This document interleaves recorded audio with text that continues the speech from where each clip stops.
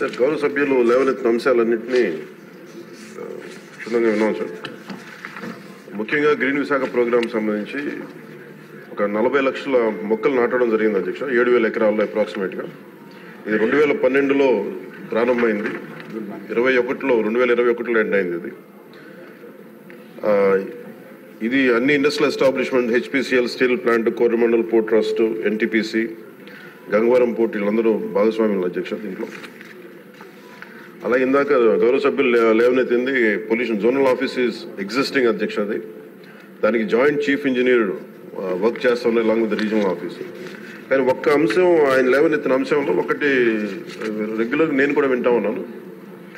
ఎవరైనా సరే ఇక్కడ కాలుష్యం ఉంది అని చెప్పి పొల్యూషన్ కంట్రోల్ బోర్డు స్థానిక ఆఫీసులకు వెళ్ళడానికి అంత ఈజీగా లేదు, అంత ఇబ్బందిగా ఉందన్నారు. ఖచ్చితంగా అది మా దృష్టిలో ఉంది అధ్యక్ష. డెఫినెట్లీ దాన్ని వాళ్ళు కరెక్టెడ్. ఎవరైనా సరే పొల్యూషన్ ఉంది అనేది మాకు ఇబ్బందిగా ఉంది అని చెప్పి పొల్యూషన్ కంట్రోల్ బోర్డుకి ఏ ఆఫీస్కి అని వెళ్ళేలాగా ఆ చర్యలు తీసుకుంటాం అధ్యక్ష. ఇది ఆల్రెడీ ఇనిషియేట్ చేసాం, ఇది కొంత ఇనిషియేషన్ కూడా జరిగింది అధ్యక్ష. అది అలాగే జల కాలుష్యం, వాయు కాలుష్యంతో పాటు జల కాలుష్యం, భూ కాలుష్యం ఇవన్నీ కూడా పరిగణలోకి తీసుకుని పనిచేస్తున్నాం అధ్యక్ష. ఈరోజు క్వశ్చన్ అవర్ కాబట్టి అన్ని అంశాలకి నేను సమాధానం కొంచెం క్షుణ్ణంగా మేము ఒక అవగాహన చేసుకొని ఇంకొంచెం దీని మీద ఒక కార్యాచరణ రూపొందించి సదరు గౌరవ సభ్యులకి మీ దృష్టిలో పెడతానండి.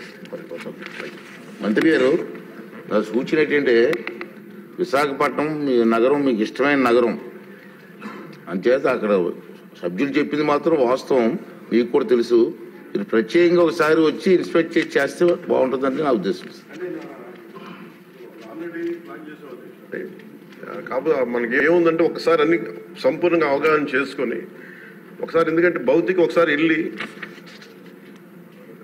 ఇవన్నీ అనుబంధంలో ఉన్న డీటెయిల్గా ఉన్నాయి సార్, ఎలక్షన్లో డీటెయిల్గా ఉన్నాయి ఒకసారి చూడండి. అలా కాకుండా నేను సభాముఖంగా ఈరోజు మాటిస్తున్నా అధ్యక్ష, నేను ప్రత్యేకించి దీని భౌతిక పర్యవేక్షణతో పాటు అన్ని చేస్తాను ఖచ్చితంగా. ఎందుకంటే మన తీర ప్రాంతాలని, ముఖ్యంగా మన విశాఖ నగరాన్ని కాలుష్యం నుంచి కాపాడాలని నిరంతరం తపన పడే వ్యక్తులు నేను ఒకడిని. ఇది ఖచ్చితంగా ముందుకు తీసుకెళ్తాను అధ్యక్ష. ప్రజలకు క్షేమకరంగా ఉండేలాగా ఇది వాయు కాలుష్యం నుంచి, జల కాలుష్యం నుంచి ప్రజలు రక్షించేలాగా చర్యలు తీసుకుంటాం అధ్యక్ష.